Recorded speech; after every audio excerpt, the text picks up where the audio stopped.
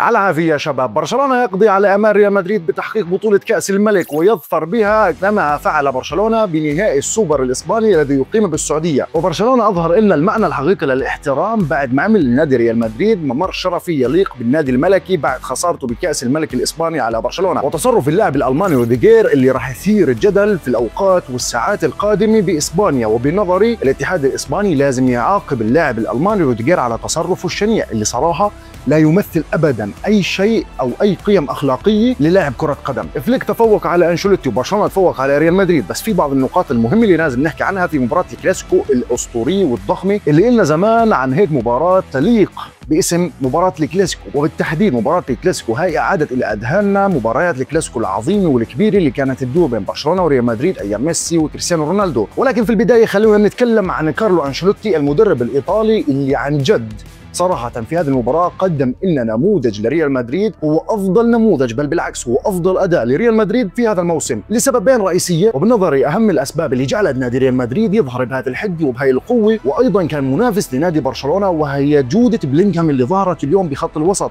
وبالتحديد عندما تلعب بلينغهام كلاعب محور أو لاعب قريب إلى اللاعب رقم 8 صراحة يجب أنك تشوف مباراة كبيرة وعلى مستوى عالي من التألق للاعب الإنجليزي بلينغهام. جود بلينغهام يا سادة يا كرام في هذه المباراة أظهر ان جودته الاصليه، بالعكس عكس كل التوقعات اللي كانت بتراهن على انه جود بلينغهام في هالمباراه راح يقدم مستوى سيء مثل المباريات القادمه، ولكن جود بلينغهام ذكرنا باولى مبارياته اللي قدمها بالموسم الماضي عندما كان برشلونه متفوق على ريال مدريد 1-0، وعاد جود بلينغهام وسجل هدفين وانتصر نادي ريال مدريد بفضل اللاعب الانجليزي جود بلينغهام. بعد جود بلينغهام في نقطه ثانيه عند ريال مدريد لازم نحكي عنها، وهي جراءه المدرب كارلو انشيلوتي. كارلو انشيلوتي هو عارف انه هيك وراح يخرج خارج ريال مدريد، ان كان مثل ما بقول الاعلام بعد نهائي كاس الملك اللي صار بين برشلونه وريال مدريد حتى بخسارته او بانتصاره، انا بنظري كارلو انشيلوتي كان راح يستبدل اما بيورجن كلوب او بتشافي الونسو حسب الاخبار، اللي هي الشغله الوحيده اللي بلوم فيها كارلو انشيلوتي هي عدم جرأته وعدم امتلاكه الجرأه الكافيه لانه يقاتل ويهاجم. كارلو انشيلوتي بعد ما امتلك الجرأه اللي شفناها في مباراه اليوم بينه وبين برشلونه، حتى رغم انها كانت بخساره الا انه كان جريء وكان قوي،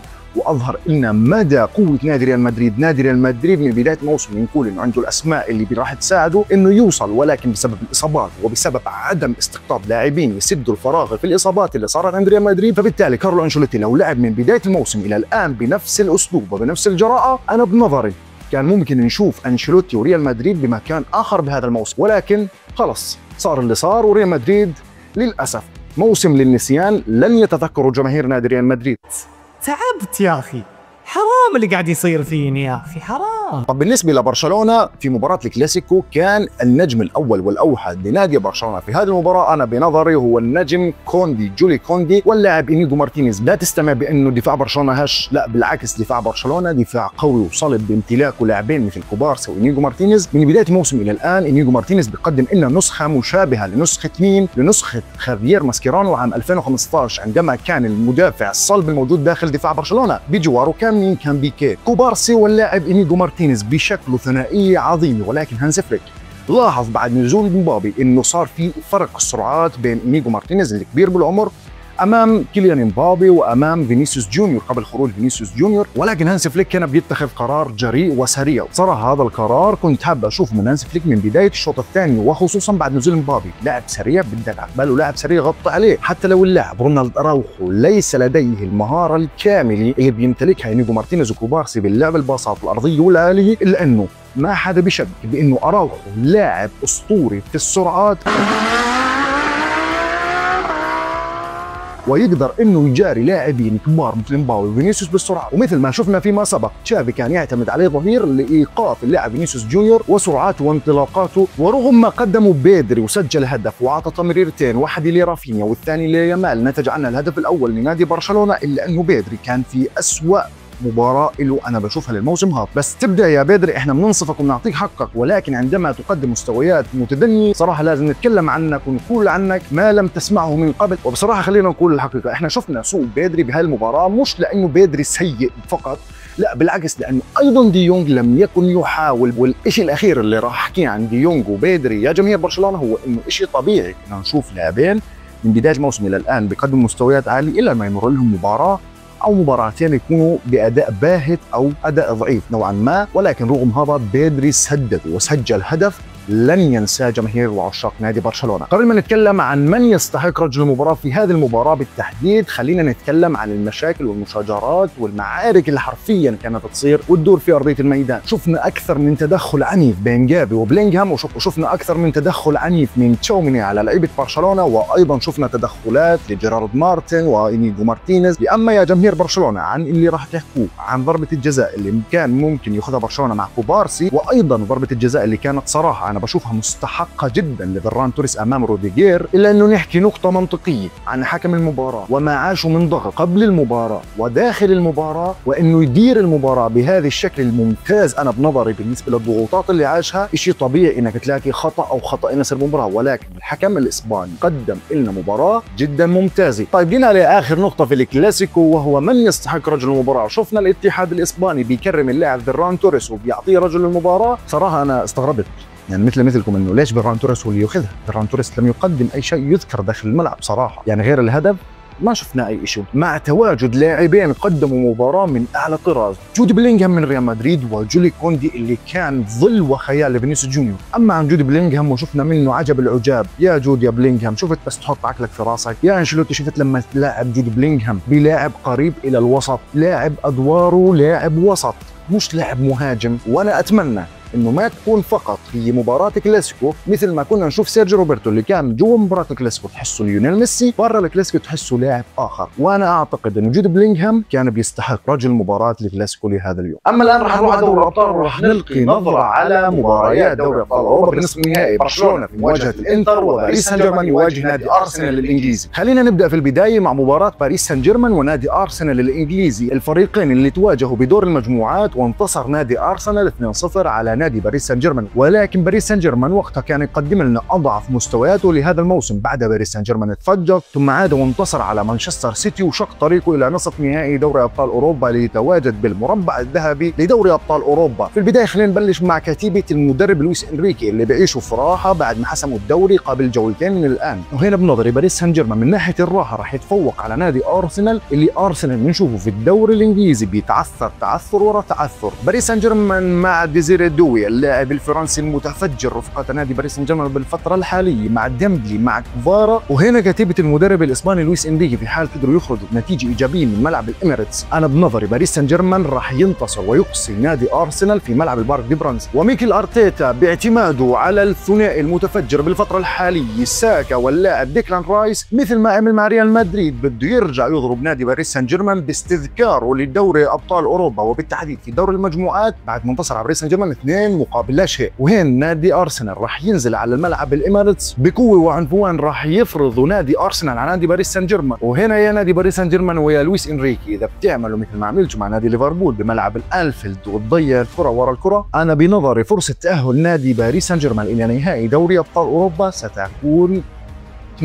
نادي ارسنال ناوي انه يتوج وانه يصعد الى نهائي دوري ابطال اوروبا هذا الموسم، فانا بنظري نادي باريس سان جيرمان ونادي ارسنال المباراه تحسم من مباراة الذهاب. ولكن أنا بظني على كلامي، رغم أنه أنا أهلت باريس على ريال مدريد بنصف النهائي، هين أنا راح أهل باريس على نادي أرسنال لمواجهة نادي برشلونة. أصلا ما في مجال أنه أغير رأيي هين، لأنه صرت محدد طرفي النهائي في دوري أبطال أوروبا لهذا الموسم. من الحلقة الماضية تقدر ترجع تشوف الحلقة وتشوف أنا شو حكيت، لأنه حكينا كلام مهم جدا عن دوري ابطال اوروبا بالفتره الحاليه. جينا على مباراه نادي برشلونه ونادي الانتر، المباراه اللي بتذكرنا بما حدث عام 2010 عندما اقصى نادي الانتر نادي برشلونه من نصف نهائي دوري ابطال اوروبا، وعلت الهتافات وعلت افراح نادي الانتر، وتتوج نادي الانتر في عام 2010 ببطوله دوري ابطال اوروبا على نادي بايرن ميونخ. انزاجي والورقتين الرابحتين الموجودات عنده اللاعب الفرنسي ماركوس تورام واللاعب الارجنتيني اللاعب لوتارو مارتينيز، اللاعب اللي يقدم مستويات ممتازه وطيبه باخر فتره حتى رغم خروجه امام نادي اي سي ميلان بالكاس الايطالي. انزاجي هدفه المهم والاساسي انه يخرج بنتيجه ايجابيه من ملعب المونجويك، الملعب اللي راح يستضيف مباراه الذهاب امام نادي الانتر. وبنظري ايضا انزاجي بهاي المباراه ما اعتقد انه يخاطر او يقدم لنا اي مفاجاه متوقعه، لان ما في مفاجات. انزاجي كالعاده راح ينزل باسلوبه الدفاع البحت واعتماده على المرتدات، وبالتحديد مع معرفته وعلمه التام بانه نادي برشلونه راح يلعب معاه الدفاع المتقدم، اسلوب لعب نادي برشلونه والمدرب الالماني هانس فليك من بدايه الموسم. فانزاجي في حال طلع بنتيجه ممتازه من مباراه الذهاب من ملعب برشلونه المونجويك، انا بنظري راح ينتصر ويتاهل الى نهائي دوري ابطال اوروبا. اما هانس فليك وكتيبته بعد التتويج الغالي والثمين وهو اغلى بطوله اخذها نادي برشلونه هذا الموسم ليش؟ لانه هو راح يكون سبب باستمرار نادي برشلونه بموسم ناري، لانه في حال برشلونه خسر نهائي كاس الملك كان ممكن نشوف برشلونه بيهوي من القمه الى القاع، وهذا الشيء اللي ما كان حدا من جماهير نادي برشلونه بيتمنى انه يشوفه بهاي الفتره وبهاي المرحله بالتحديد مع نادي برشلونه، بعد ما انه برشلونه وصل لاعظم مستوياته بهذا الموسم. اهم نقطه لازم يستغلها هانس فليك المعنويات الموجوده عند اللاعبين وارتفاع معنوياتهم، ولكن برجع وباكد وبحذر المدرب الالماني من نقطه لازم ينتبه عليها منيح، وهي نقطه تكبر اللاعبين في الميدان. وبالتالي مثل ما حسمت لكم مباراه نادي باريس سان جيرمان وارسنال، الان راح اعطيكم مين راح يتاهل من مواجهه الانتر وبرشلونه، رغم انه اعطيتكم اياها من قبل، وهو نادي برشلونه اللي راح يوصل ويلاقي ويلاعب نادي باريس سان جيرمان بنهائي دوري ابطال اوروبا لهذا الموسم. وحبيت بهذا الفيديو اعطيكم بعض السيناريوهات اللي ممكن نعيشها في نهائي دوري ابطال اوروبا لهذا الموسم. ممكن برشلونه يواجه نادي الارسنال، ممكن برشلونه يواجه نادي باريس سان جيرمان، وايضا ممكن باريس سان جيرمان يواجه نادي الانتر، وايضا نادي الانتر ممكن انه يواجه نادي ارسنال الانجليزي. وكل مباراه لها سيناريو قديم عشناه من قبل ممكن نعيشه كمان مره. اول مباراه رح نحكي عنها وهي المباراه اللي توقعت انها تصير بنهائي دوري ابطال اوروبا لهذا الموسم، برشلونه ضد نادي باريس سان جيرمان. برشلونه ضد باريس سان جيرمان اللي بيطمح لانه يحقق البطوله على نادي باريس سان جيرمان وياخذ ثاره من نادي باريس سان جيرمان اللي قابله الموسم الماضي بربع نهائي دوري ابطال اوروبا، حيث اقصى نادي باريس نادي برشلونه. ولكن السيناريو الحقيقي مش هذا، السيناريو الحقيقي وهو انه هانس فليك راح يواجه العملاق الباريسي بشكل جديد وحل جديد ومدرب جديد اللي هو المدرب لويس انريكي. وهل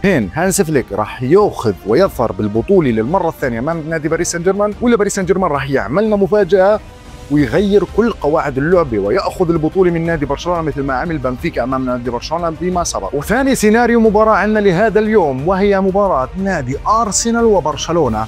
ولا اقول لكم ارسنال وبرشلونه في عليها حكي كثير راح يصير، فخليها اخر مباراه بنحكي عنها. ثاني مباراه ممكن نحكي عنها وهي نادي الانتر وارسنال، ونادي انتر وباريس سان جيرمان. المباراتين هذول راح نحكي عنهم بشكل سريع لانه ما في سيناريوهات كثيره متشابهه بين الثلاث فرق اللي حكينا عنهم، انتر ارسنال باريس سان جيرمان، وانما راح اتكلم بشغله واحده، انه نادي الانتر اللي راح يرجع يقابل نادي باريس سان جيرمان او نادي ارسنال بالنهائي ممكن يصير فيه ويخسر نهائي دوري ابطال اوروبا مثل ما حصل امام نادي مانشستر سيتي بالتحديد قبل موسمين من الان. شو وجه الشبه اللي ممكن يكون بين مواجهه الانتر مع مانشستر سيتي مع مواجهه الانتر مع باريس او الانتر مع ارسنال؟ وجه الشبه هو انه باريس ومانشستر سيتي وارسنال قبل مواجهه الانتر بالنهائي راح يكونوا لم يحققوا دوري ابطال اوروبا، وانا بنظري في حال صار هذا السيناريو نادي الانتر لن ينتصر بنهائي دوري ابطال اوروبا، وراح ياخذ نادي باريس او نادي ارسنال بطوله دوري ابطال اوروبا وراح يرفع الكاس الغالي كاس ذات الاذنين. اما المباراه الرابعه والاخيره واللي خليتها انا اخر شيء اكيد عرفته اصلا من اللبس اللي انا لبسها، عرفته عن شو راح اتكلم. برشلونه في مواجهه ارسنال في عام 2006 واجه الفريقين بعضهم البعض وانتصر نادي برشلونه. انا ما راح احكي عن السيناريو انه برشلونه انتصر على نادي الارسنال ونادي الارسنال كان مخرج نادي ريال مدريد بسيناريو مشابه اللي قاعد بصير هسه حاليا في دوري ابطال اوروبا للوقت الحالي، بل بدي احكي عن شغله كمان، بل في عندنا وجه شبه شوي غريب وخارج، وهو انه في عام 2003 اي بالتحديد قبل تتويج نادي برشلونه لبطوله دوري ابطال اوروبا الثاني بتاريخه عام 2006 تم تعيين الرئيس خوان لابورتا آنذاك واستلم تقاليد الحكم داخل برشلونه وحكم نادي برشلونه، اي بمعناته انه كان رئيس لنادي برشلونه من عام 2003 الى عام 2010، واخوان لابورتا استلم نادي برشلونه بوضعيه مشابهه لما استلموا مع نادي برشلونه بالوقت الحالي عندما استلم بالفتره الثانيه في عام 2021 2022. اخوان لابورتا بفترته الاولى آنذاك استلم برشلونه من تحت الركام وعاد بنائهم، بس كان السبب غير بارتوميو بالفتره هذه، كان السبب لانه برشلونه لم يكن قادر على تحقيق البطولات. نعم يا عزيزي المشجع نادي برشلونه كان فترتها بيعاني من تحقيق البطولات. بعد 3 سنوات بيرجع لابورتا وبيبني فريق كامل من اللمسيه ومع المساعدات الخارجيه من دينيو وايضا ديكو وايضا اللاعب ايتو، بياخذ بطوله دوري ابطال اوروبا عام 2006 من ارسنال، وهو سيناريو لما يحدث بالفتره الحاليه. بالفتره الحاليه ارسنال بيخرج نادي ريال مدريد، بيروح بيواجه نادي برشلونه بالنهائي، بيستلم لابورتا برشلونه في عام 2021 2022 بيبني فريق، بيطور فريق، بيجيب اللاعب تشافي وبيبني تشافي وبيهيئ تشافي الفريق لكي يستلم هانس فليك وياخذ بطوله دوري ابطال اوروبا. ممكن ارسنال يكسر هيمنه برشلونه وياخذ البطوله. هذه المباريات وهذه السيناريوهات رسمت لكم اياها وكتبت لكم اياها واعطيتكم اياها في هذا الفيديو مشان تقولوا على درايه تامه بما سيحصل في حال تلاقى اي فريق من اللي حكيت لكم اياهم بنهائي دوري ابطال اوروبا لهذا الموسم. وبالنهايه هيك بنكون يا اعزائي المشاهدين اعطيناكم ملخص ما حدث بمباراه برشلونه وريال مدريد بنهائي كاس الملك الاسباني، ونقلنا لكم كل شيء عن دوري ابطال اوروبا ونصف نهائي دوري ابطال اوروبا. وهيك ايضا اخر شيء يا اعزائي المشاهدين ايضا بنكون عرفنا انه في وجه جديد راح يستلم ويرفع كاس ذات الاذنين وهو دوري ابطال اوروبا لهذا الموسم، اما برشلونه او باريس سان جيرمان. وحلقه الحسم وان نعلن لكم من سيرفع كاس ذات الاذنين ان كان برشلونه او باريس سان جيرمان، والعلم عند الله طبعا في حال تاهل الفريقين بعد نصف نهائي دوري ابطال اوروبا اللي راح يبدا في 29/4/2025. وبس يا عزيزي المشاهد هين بنكون وصلنا لنهايه حلقتنا لهذا اليوم، بتمنى انها تكون قد نالت اعجابكم. لا تنسى اللايك والشير والاشتراك وتفعيل زر الجرس خليه يوصلك كل جديدنا، وكمان اكتب لي رايك عن مباريات نصف نهائي دوري ابطال اوروبا وما حدث بالكلاسيكو، وايضا عن اهم شيء حكينا عنه عن سيناريوهات كره القدم اللي ممكن تنعاش بنهائي دوري ابطال اوروبا. وكمان لا تنسى انك تتابعنا على كل مواقع التواصل الاجتماعي اللي راح تظهر امامك على الشاشه. ولهين انا بقدر اقول لك سلامات.